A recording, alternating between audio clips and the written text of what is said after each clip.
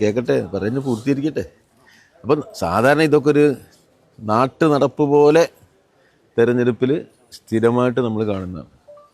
നമ്മളെയൊക്കെ അവർ തടഞ്ഞു വയ്ക്കും. ഇപ്പോൾ വൈകുന്നേരം നമ്മൾ യാത്ര ചിലപ്പോൾ പരിപാടി കഴിഞ്ഞ് വീട്ടിലേക്ക് പോയിരിക്കും. വീട്ടിൽ പോകുമ്പോൾ വഴിയിലുണ്ടാകുമ്പോൾ ഒരു കൈ പിടിച്ചു കൊടുക്കും. നമ്മൾ ശാന്തമായിട്ട് നിർത്തി കൊടുക്കും. വേണ്ടി വന്നാൽ ഒന്ന് ഇറങ്ങിയും കൊടുക്കും. അങ്ങനെ ഞാനൊക്കെ പതിവ്. നിർത്തിയാൽ നിർത്താം, ഇറങ്ങിക്കോളൂ, പരിശോധിച്ചോളൂ. അതിന് എനിക്കതൊരു അവഹേളനമായിട്ട് ഇതുവരെ തോന്നിയിട്ടില്ല. അത് അവരുടെ നിർവ്വഹണം. ഇപ്പം നിങ്ങൾ പല ചോദ്യം ചോദിക്കൂലേ, എന്തെല്ലാം ചോദ്യം ചോദിക്കും. നിങ്ങൾ ചോദിക്കുമ്പോൾ കുറച്ച് നമ്മളൊന്ന് വക്രോക്തിയിലും ചോദിക്കും, നമ്മളൊന്ന് കൊടുക്കാൻ പറ്റുമെന്നൊക്കെ ചോദിക്കും. അതൊരു നിങ്ങളുടെ ഔദ്യോഗിക ജോലി നിർവഹണമാണ്. അതിൽ നമ്മൾ കുറ്റം പറയാൻ പാടില്ല. അപ്പോൾ അവനവനെ ഏൽപ്പിച്ച ചുമതലകൾ ആളുകൾ നിർവഹിച്ചു പോകുന്നു എന്നേ ഉള്ളൂ. ഇതൊരു അവഹേളനമായിട്ട് കാണേണ്ട കാര്യമില്ല എന്ന് മാത്രമല്ല, ഞാനത് ഈ ഒരു രാവിലെ ഞാൻ നടക്കാൻ പോയപ്പോൾ ഒരാൾ ഒരു TV ചാനലിൽ നമ്മളെ ഉണ്ടാവും, ചിലപ്പോൾ അവർ ഇത് പറഞ്ഞുകൊണ്ടിരിക്കാൻ ഞാൻ പോകുമ്പോൾ. അപ്പോൾ ഞാൻ വിചാരിച്ചു രാത്രി എന്തെങ്കിലും അത്യാഹിതം ഉണ്ടായോ, പഴയതുപോലെ വല്ല പന്നിയും കുടുങ്ങിയോ എന്നൊക്കെയുള്ള പല ആലോചനയിലും ഞാൻ ഒന്ന് നിന്നു. അവിടെ നിന്നപ്പോഴാണ് ഇങ്ങനെ ഒരു സംഭവം നടന്നിരിക്കുന്നു എന്ന് ഞാൻ മനസ്സിലാക്കിയത്. ഞാൻ ഞാൻ എന്നോട് ചോദിച്ചു പ്രതികരിക്കേണ്ടി ചോദിച്ചു, ഞാൻ ഇല്ലയെന്ന് പറഞ്ഞു. പിന്നെ തുടർച്ചയായിട്ട് ആവർത്തിച്ച് നിങ്ങളിങ്ങനെ കൊടുത്തപ്പോൾ അത് ഒരു വിഷയമാവില്ല. നാട്ടിൽ ജനം കാണിയല്ലേ, അതുകൊണ്ട് മാത്രമേ ഞാൻ പ്രതികരിക്കുന്നത്. ഞാൻ രാവിലെ എന്നോട് ചോദിച്ചാൽ ഞാൻ ഇല്ല, നേരം ഞാൻ വിട്ട്. ഇപ്പോൾ ഈ തെരഞ്ഞെടുപ്പ് ഘട്ടത്തിൽ സഖാവ് PK ബിജുവിൻ്റെ വാഹനം 4 വട്ടം പരിശോധിച്ചു. 4 തവണ PK ബിജു. സഖാവ് രാധാകൃഷ്ണൻ്റെ വണ്ടി പരിശോധിച്ചു. ഇവിടുത്തെ ഒരു MP യുടെ വണ്ടി പരിശോധിച്ചു. അപ്പോൾ ഞാൻ പറയേണ്ട കാര്യമില്ലല്ലോ, MP ആരായിരിക്കും നിലമ്പൂരിൽ നിന്ന് എല്ലാവർക്കും അറിയാം. അങ്ങനെ പിന്നെ ഇവിടുത്തെ ഒരുപാട് നേതാക്കന്മാരുടെ ജനപ്രതിനിധികളുടെ ഒക്കെ വാഹനങ്ങൾ ഇവരിവിടെ പരിശോധിക്കേണ്ടായി. അത് ഞാൻ പോയാലും ശരി, ഇപ്പോൾ ആ വടപുറം പാലത്തിൻ്റെ അവിടെ എത്തുമ്പോൾ നമുക്ക് എല്ലാവർക്കും കാണാം 4 ആൾക്കാർ അവിടെ ഉണ്ട്. നിലമ്പൂരിക്ക് കയറി വരുന്ന സ്ഥലം അത്. കയറി വരുന്ന സ്ഥലത്ത് ഇടത്തു ഭാഗത്തായിട്ട് ഇങ്ങനെ അവരിങ്ങനെ നിൽക്കണേ. ഞാൻ തന്നെ ഇപ്പോൾ ഒരു 6 വട്ടേറ്റയിൽ പോയി. ഞാൻ പിന്നെ ഒരു ചെറിയ കാറിലാണ് പോകുന്നത്. ഇന്നോവയിലാണോ അപ്പം തടയവർ, മനസ്സിലായി? നിങ്ങൾ പറഞ്ഞു കൊടുക്കണം. ഇന്നോവ കാറിനാണ് കൂടുതൽ തടയുന്നത്. സർവീസിനുള്ള പാരിതോഷികം തന്നോളാമെന്ന് ഉദ്യോഗസ്ഥനെ ഭീഷണിപ്പെടുത്തിയാണ് സംസാരിച്ചത് രാഹുൽ.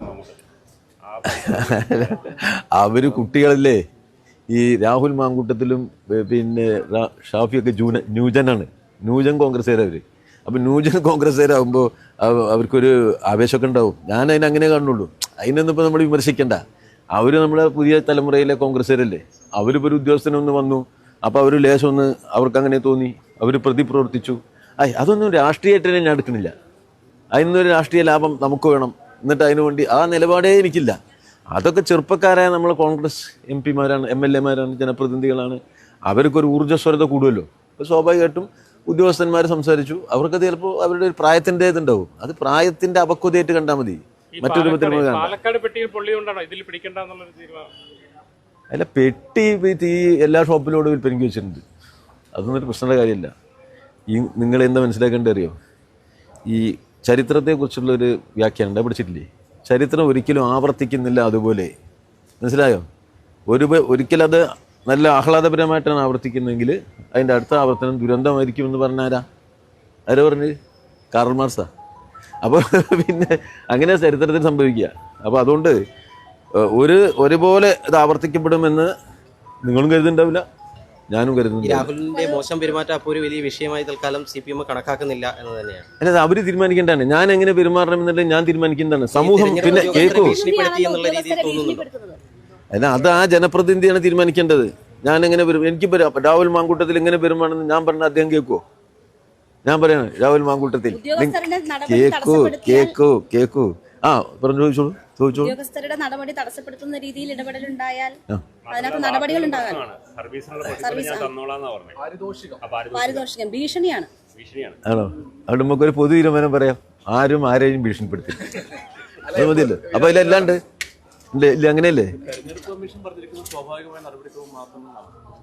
അതെല്ലാവർക്കും അറിയാന്തേ. ഇത് ഞാനത് സ്വാഭാവികം എന്നുള്ള നല്ല മനോഹരമായ സംസ്കൃതം കൂടിയും കലർന്ന മലയാളത്തിന് പകരം നാട്ടു നടപ്പ് എന്നുള്ള നാടൻ മലയാളം പ്രയോഗിച്ചതാ. അല്ല, പാലക്കാട് നിന്ന് പിന്നെ നിലമ്പൂരിലേക്ക് കുറച്ച് ദൂരം അധികം ഉണ്ട്, മനസ്സിലായില്ല? പാലക്കാടിൻ്റെ പശ്ചാത്തലമില്ല നിലമ്പൂരിന്. അത് പിന്നെ നമ്മൾ കാണേണ്ടത് എന്താ വെച്ചാൽ തെരഞ്ഞെടുപ്പ് ആത്യന്തികമായ രാഷ്ട്രീയമാണ്. ഇതെന്തെങ്കിലും ചെറുകിട നാടകങ്ങളല്ല തെരഞ്ഞെടുപ്പിൽ നമ്മൾ ചെയ്യേണ്ടത്. ഇതിപ്പോൾ അത് രാഷ്ട്രീയമായിട്ട് സംസാരിച്ച കാര്യങ്ങൾ ജനങ്ങളെ ബോധ്യപ്പെടുത്തുക ചെയ്യും. പറഞ്ഞത് ഭീഷണിപ്പെടുത്തുന്നത് താന്തോന്നിത്തരമാണ്. അത് മാത്രമല്ല UDF നിരായുധീകരിക്കപ്പെട്ടു കഴിഞ്ഞു, അതിന്റെ ഭാഗമായാണ് ഇത്തരത്തിലുള്ള വിവാദങ്ങളൊക്കെ കൊണ്ടുവരുന്നത് എന്നാണ് അദ്ദേഹം പറഞ്ഞത്.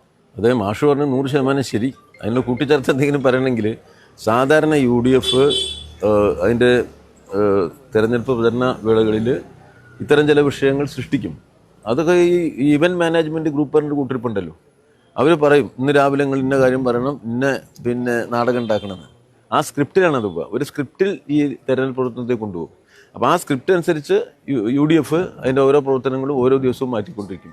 അടുത്ത 3-4 ദിവസങ്ങളിൽ മറ്റൊരു സ്ക്രിപ്റ്റ് ആയിരിക്കും പിന്നെ ഇവിടെ ഇംപ്ലിമെന്റ് ചെയ്യപ്പെടാൻ പോകുന്നത്. പെട്ടി പരിശോധന അങ്ങനെ ഒരു സ്ക്രിപ്റ്റ് അനുസരിച്ച് നടന്നതാണോ?